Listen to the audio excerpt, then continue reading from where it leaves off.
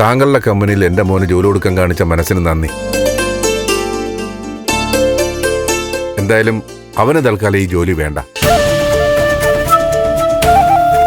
ദാ offer letter കൊണ്ടുപോകോളൂ.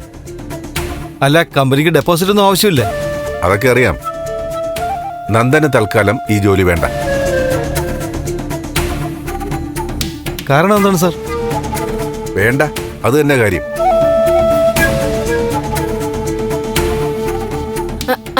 അത് sir,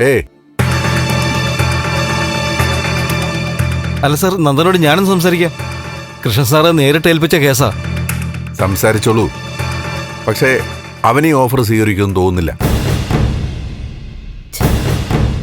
അച്ഛാ, ഒരു മിനിറ്റ്. എന്താ സംസാരിക്കാനുള്ളത്? നന്ദനി ഓഫർ സ്വീകരിക്കുന്നാണോ? ഇല്ല, നന്ദനി ജോലി വേണ്ട.